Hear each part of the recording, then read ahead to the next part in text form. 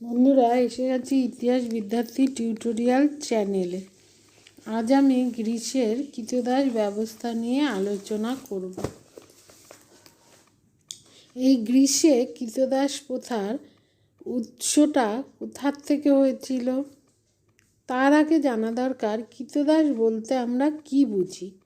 কৃতদাস বলতে কি বোঝায় তা নিয়ে পণ্ডিতরা বিভিন্ন মত ব্যক্ত করেছেন।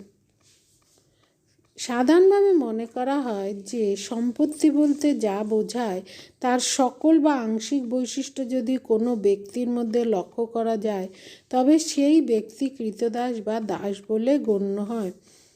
প্রভু তার অধীনস্থ কৃতদাসদের শ্রম নিজের উৎপাদনমূলক কাজে বা নিজের পরিচর্যার কাজে ব্যবহারের অধিকারী ছিল।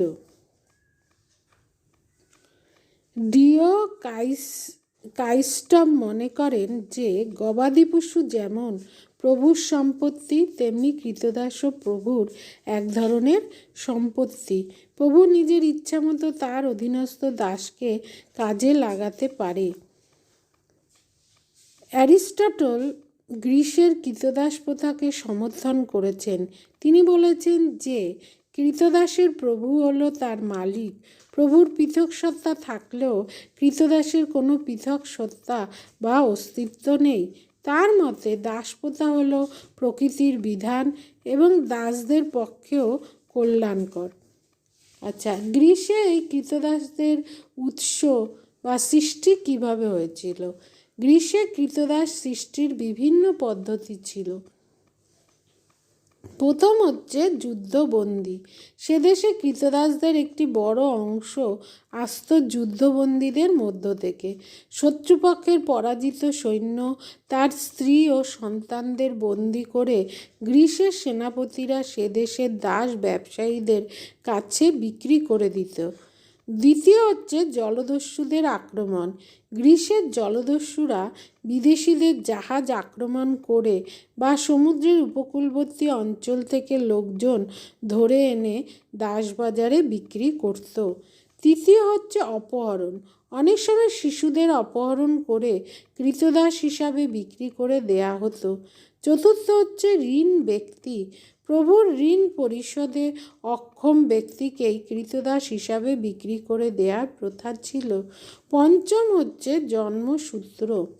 কৃতদাসদের সন্তান সন্ততি জন্মসূত্রে কৃতদাসে পরিণত হতো। কোনো কোনো ক্ষেত্রে পিতা মাতা দারিদ্র্যের জন্য তাদের সন্তানদের কৃতদাস হিসাবে বিক্রি করে দিত। ষষ্ঠকে কৃতদাস আমদানি।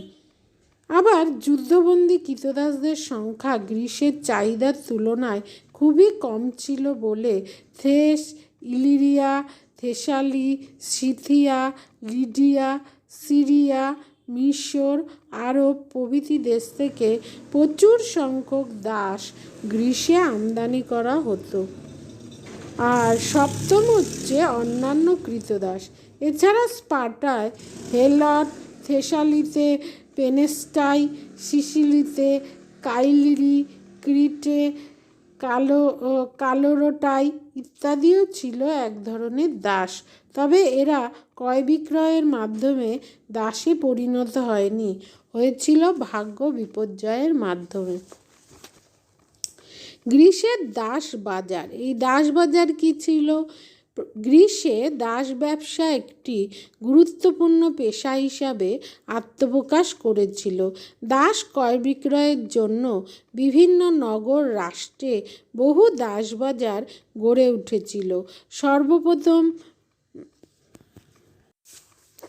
সর্বপ্রথম গ্রিসে দাস ব্যবসা একটি গুরুত্বপূর্ণ পেশা হিসাবে আত্মপ্রকাশ করেছিল। সর্বপ্রথম কিওসে এবং পরবর্তীকালে এথেন্স, ডেলস, কোরিন্থ, ইজিনা ও অন্যান্য রাষ্ট্রে দাস বাজার প্রতিষ্ঠিত হয়।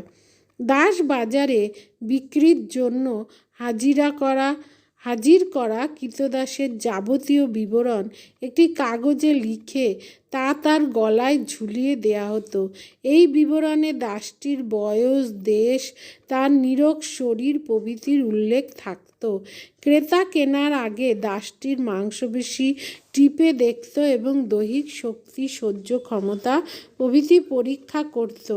বাজারে জিনিসপত্র কেনার আগে মানুষ যেমন করে জিনিসপত্র কেনে সেরকমভাবে দাসদের বিভিন্নভাবে পরীক্ষা নিরীক্ষা করে কেনা হতো। গ্রীসে সাধারণ দাসদের দাম খুব বেশি ছিল না। 168 ড্রাকমাই দিয়ে একজন ক্রীতদাস এবং 147.5 ড্রাকমাই দিয়ে একজন ক্রীতদাসী কেনা যেত। ক্রোয়া বলেছেন যে একজন কারিগর তার বার্ষিক আয়ের অর্ধাংশ দিয়ে একজন দাস ক্রয় করতে পারত। এই রকম দাসদের ক্রয় করার পর তাদের দিয়ে বিভিন্ন কার্য করা হতো। দাসরা গৃহকাজ, ব্যবসা বাণিজ্য, শিল্প উৎপাদন, কৃষিকাজ প্রভৃতি বিভিন্ন ধরনের কাজে নিয়োগ করা হতো। তাদের কর্ম কী ছিল? গৃহকাজ। গ্রীসের বেশিরভাগ ক্রীতদাস গৃহকাজে নিযুক্ত হতো। হোমার, হেসিয়ড, অ্যারিস্টটল প্রমুখের রচনা থেকে গ্রীসে গৃহকাজে নিযুক্ত ক্রীতদাসের কথা উল্লেখ আছে।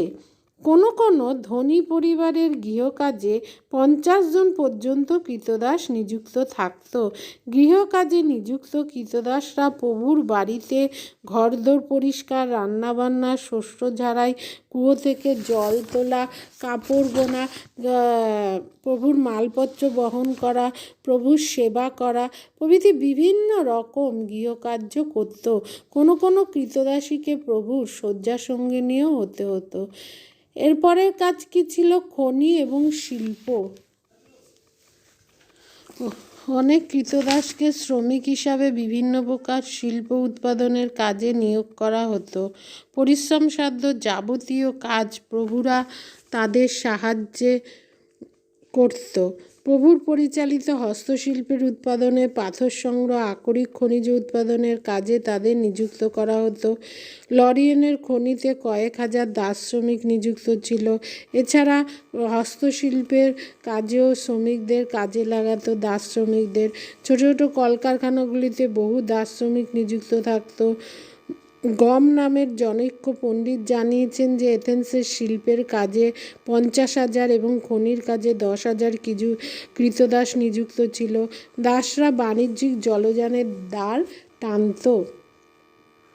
তারপরে তারা ভাড়াটে বা বন্ধকি ক্রীতদাস হিসাবেও কাজ করত। প্রভু তার অধীনস্থ ক্রীতদাসকে ভাড়া খাটিয়ে যথেষ্ট আয় করত। 10,000 ক্রীতদাস শ্রমিক ভাড়া খাটত বিভিন্ন খনিতে।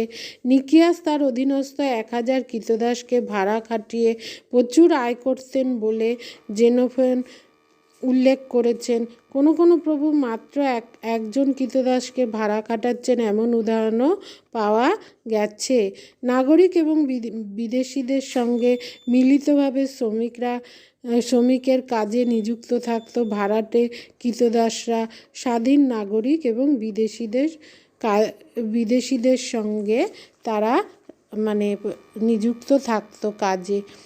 এছাড়া তারা বন্ধকি ব্যবসার ক্ষেত্রেও ক্রীতদাসদের ব্যবহার করত। ঋণ গ্রহীতা ঋণ পরিশোধ করতে না পারা পর্যন্ত তার ক্রীতদাস বন্ধকি হিসাবে ঋণদাতার অধীনে কাজ করত।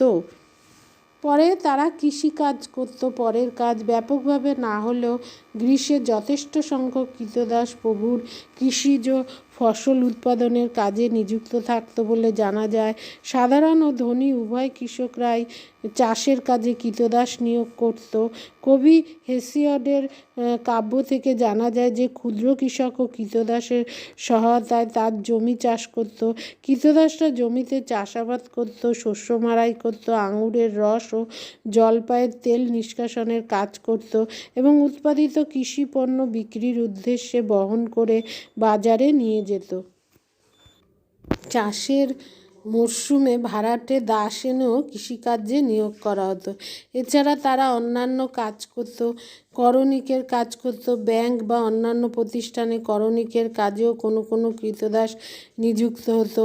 কেউ কেউ ব্যবসা বাণিজ্য পরিচালনার দায়িত্ব বহন করত, দলিল রক্ষণাবেক্ষণ করত। এথেন্সের বহু কৃতদাস মাঝে সরকারি দলিলপত্র রক্ষণাবেক্ষণ করত এবং পৌর প্রশাসনের দিকে নজর রাখত। সরকারি রাস্তা তৈরির কাজেও কৃতদাসরা যুক্ত থাকত। এথেন্সের পুলিশ বিভাগেও কৃতদাস নিযুক্ত ছিল বলে জানা যায়। তাহলে দাসরা এত ধরনের বিভিন্ন কাজ করতো। এবার দাস এবং তার প্রভুর সঙ্গে কি সম্পর্ক ছিল? সুসম্পর্ক।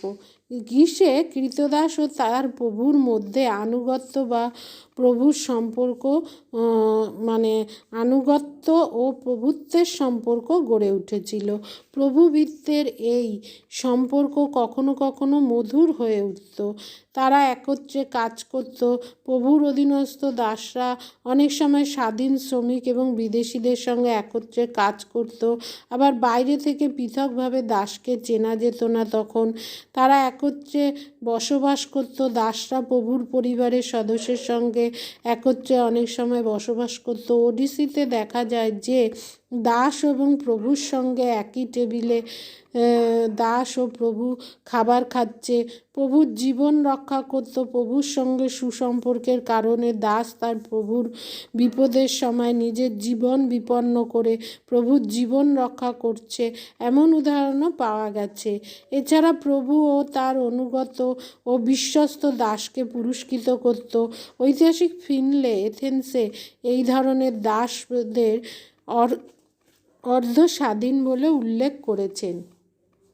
এ হলো দাসের সঙ্গে তার প্রভুদের সুসম্পর্ক। এবার প্রভু তার দাসদের উপর কিভাবে নির্যাতন করত তার অপর একটা দিক হচ্ছে কী করত। তাদের মধ্যে যখন দাসদের উপর প্রভুর নির্যাতন অত্যাচার চলত, সেই সময় কৃতদাস তার পরিশ্রমের বিনিময়ে ভবিষ্যতে কোনো সুদিনের আশায় আলো দেখতে পেত না, ফলে সে শ্রমের প্রতি আন্তরিকতা হারিয়েছিল। এছাড়া দাসদের দিয়ে কাজ করানোর জন্য প্রভুকে সর্বদা বিভিন্ন ধরনের শাস্তিদানের ব্যবস্থা রাখতে হতো। কোনো দাস কাজে ফাঁকি দিলে বা একটু বিশ্রাম নিতে চাইলে তার পিঠের উপরে চাবুকের বেত্রাঘাত করা হতো। চাবুকের আঘাত, বেত্রাঘাত, লোহা পুড়িয়ে ছ্যাঁকা প্রভৃতি বিভিন্ন ধরনের শারীরিক নির্যাতন করে দাসদের প্রভু কী করত? বশে রাখার চেষ্টা করত।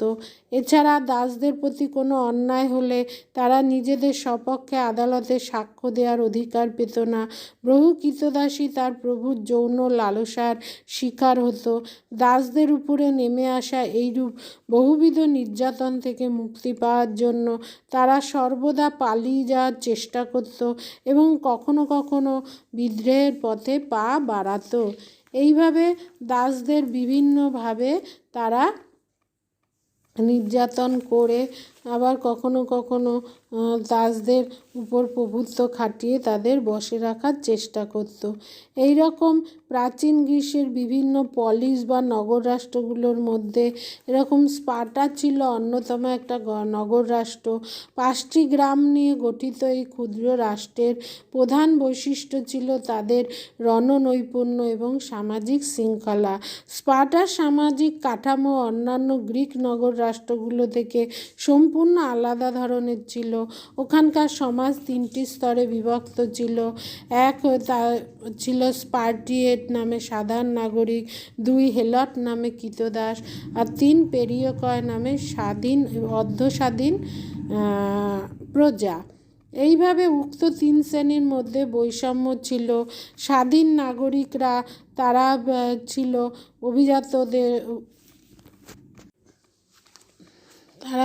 অভিজাত শ্রেণীদের থেকে তারা নিযুক্ত হতো। নারীদের নাগরিকত্ব দেয়া হতো না। নাগরিকের সংখ্যা খুবই কম ছিল। নাগরিকরা সৈনিক হিসাবে কাজ করত, তাদের একমাত্র পেশা ছিল, এবং ভূসম্পত্তির মালিক নাগরিকরা হেলটদের দিয়ে তাদের জমি চাষ করত। হেলট কৃতদাস, এই কৃতদাসরা ছিল কৃতদাসরা সমাজের সম্পত্তি হিসাবে বিবেচিত হতো। তাদের দিয়ে সীমাহীন স্বাধীন নাগরিকরা হেলদদের বিক্রি করত, অন্যের কাছে হস্তান্তরিত করত।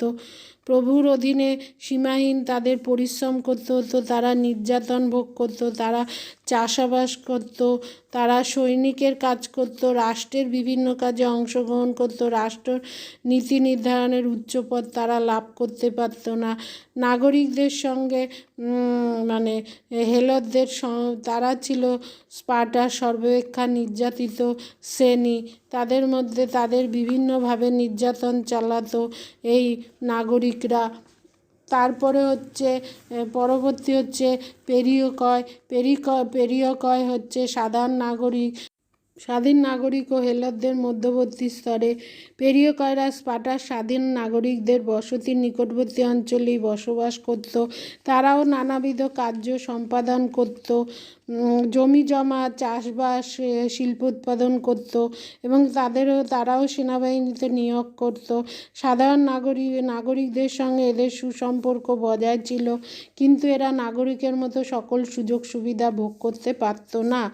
সুতরাং এইভাবে এখানে স্পার্টায় নাগরিকদেরই বেশি ক্ষমতা ছিল। এইভাবে প্রাচীন গ্রীসে এক একটা প্রদেশে এক এক রকম ব্যবস্থা ছিল। তাহলে তোমরা অবশ্যই চ্যানেলটা সাবস্ক্রাইব